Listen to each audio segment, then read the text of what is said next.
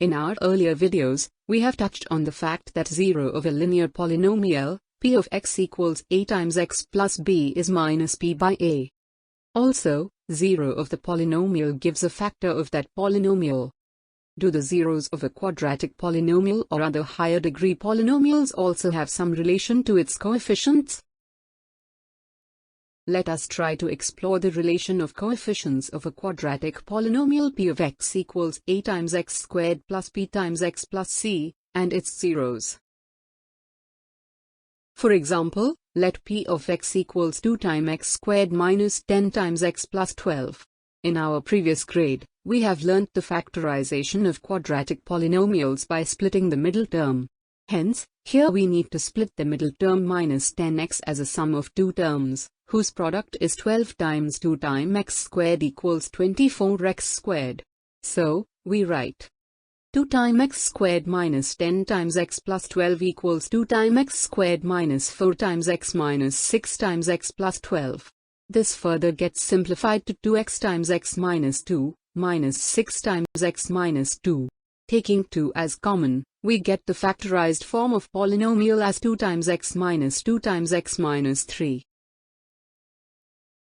When x is equal to 2, we get p of 2 equals 0. When x is equal to 3, we get p of 3 equal to 0. Hence, we can conclude that 2 and 3 are the zeros of the quadratic polynomial p of x equals 2 times x squared minus 10 times x plus 12. Here it is important to note that sum of the zeros is 2 plus 3 equals 5, that is minus of minus 10 by 2, which is nothing but the negative ratio of coefficient of x to the coefficient of x squared. Also, product of the zeros is 2 into 3 equals 6, that is 12 by 2, which is nothing but the ratio of constant term to coefficient of x squared. This observation will hold true for any quadratic polynomial. So, in general, if alpha and beta are the zeros of the quadratic polynomial p of x equal to ax squared plus p times x plus c, where a is non-zero, then you know that x minus alpha and x minus beta are the factors of p of x. Hence, ax squared plus p times x plus c is equal to k times x minus alpha times x minus beta, where k is a constant.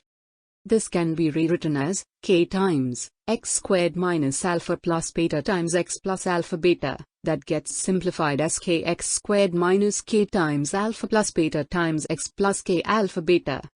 On comparing the coefficients of LHS and RHS, we can conclude a is k, b is minus k times fr plus beta, and c equals k times alpha beta. This implies alpha plus beta equals minus p by a and alpha beta equals c by a. That is, for a quadratic polynomial p of x, sum of the zeros is equal to negative ratio of coefficient of x to coefficient of x squared. And product of the zeros is equal to the ratio of the constant term of p of x to the coefficient of x squared.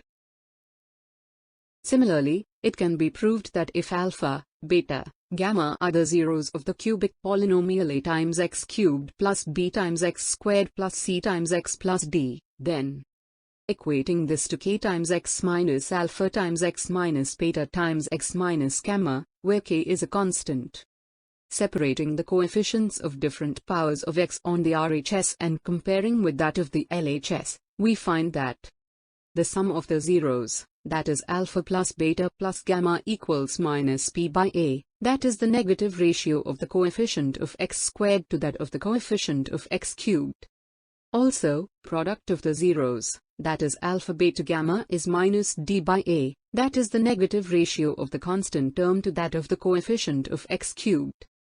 Additionally, we can also conclude that sum of the product of zeros taken 2 at a time, that is alpha beta plus beta gamma plus gamma alpha equals c by a, which is the ratio of coefficient of x to that of the coefficient of x cubed. We can thus use the general form of any n-degree polynomial to arrive at the relation between its zeros and its coefficients. It is important to note the method, rather than memorizing relationships between zeros and the coefficients. However, it will help to remember relationships up to third-degree polynomials that we have just covered. Please pause the video, Rewind and play again to absorb what has been covered in the topic. Let us proceed now.